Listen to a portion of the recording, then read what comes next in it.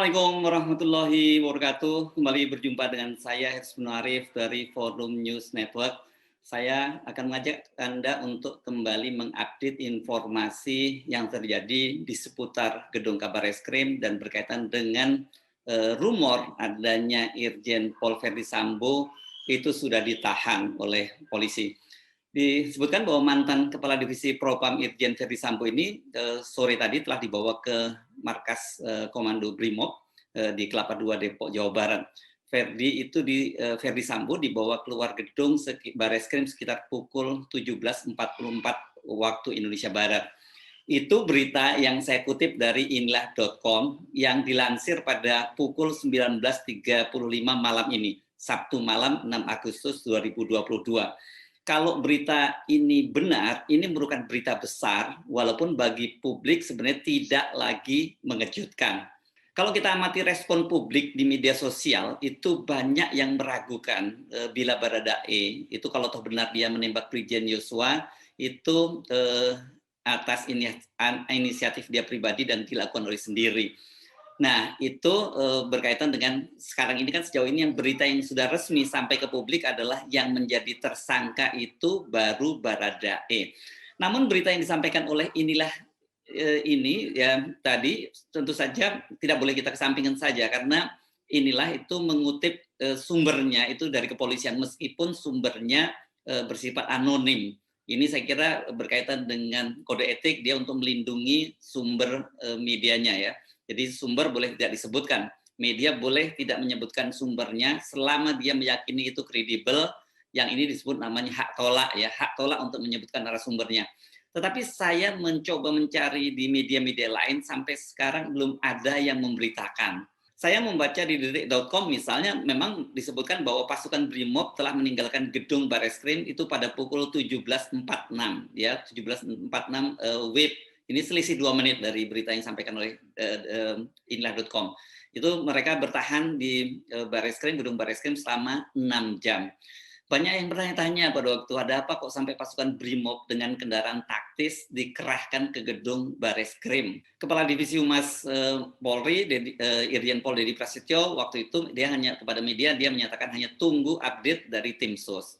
Tapi kemudian ada penjelasan yang datangnya dari Direktur Tindak Pidana Umum Bareskrim, Brigjen Andirian Jayadi, yang dia akhirnya menjelaskan bahwa kedatangan pasukan Brimob itu atas permintaan langsung dari Kepala Badan Reserse Kriminal atau Bareskrim Polri, Komisaris Jenderal Agus Andrianto.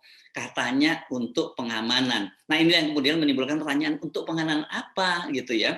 Pengamanan dari ancaman siapa? Yang ini tidak dijelaskan. Nah, kalau benar berita yang disampaikan oleh inilah.com tadi berarti ini adalah untuk pengamanan berkaitan penahanan dengan Irjen Pol Verdi Sambo. Ini sama dengan dugaan publik sebelumnya. Pasti publik sudah menduga-duga ini ada kaitannya dengan pengamanan karena kasus Brigadir Yosua itu menyeret sejumlah nama besar. Selain Verdi Sambo, itu kan ada 2 jenderal bintang 1 yang dicopot dari jabatannya, belum lagi ada 5 komisaris besar, 3 AKBP, sejumlah perwira menengah berpangkat kompol, sejumlah bintara dan juga tamtama. 4 diantaranya seperti disebutkan sudah ditempatkan di tempat khusus karena melakukan pelanggaran kode etik. Nah, balik lagi ke berita yang bersumber dari inilah.com tadi. Sumber inilah.com menyebutkan Verdi Sambo itu ditetapkan melanggar kode etik. Ya, melanggar kode etik ya. Pada Sabtu malam ini akan ditetapkan sebagai tersangka serta ditahan di Makobrimob untuk 20 hari ke depan. Hasil pemeriksaan awal tim sus Polri Sabtu sore, Verdi Sambo, FS disingkat di sini, ditetapkan melanggar kode etik. Malam ini akan ditetapkan tersangka dan ditahan di Makobrimob untuk 20 hari ke depan. Itu kata sumber inilah.com. Verdi Sambo hari ini menjalani pemeriksaan oleh Riksus, tim Irwasum Mabes Polri di Bareskrim sebagai tindak lanjut pengusutan perkara tewasnya Brigadir J di rumah Verdi Sambo beberapa waktu lalu.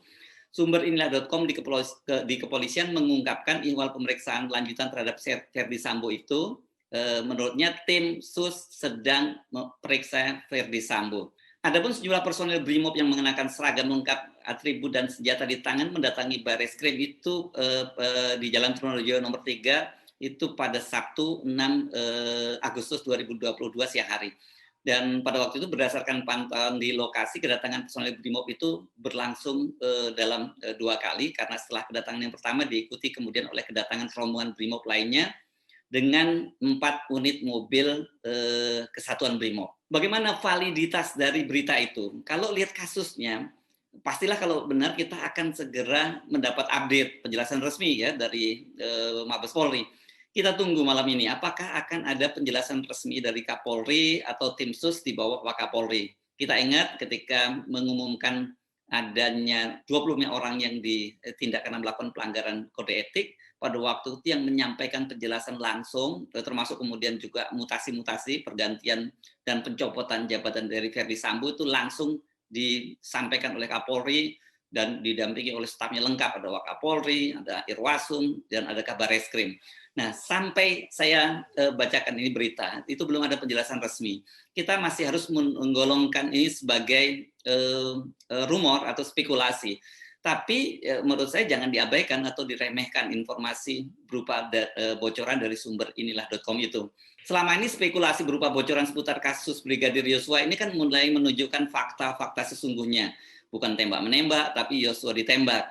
Nah, siapa yang menembak? Benarkah Baradae yang menembak? Apa urusannya dia sampai menembak Yosua? Apakah itu merupakan inisiatif pribadi atau ada yang menyuruhnya?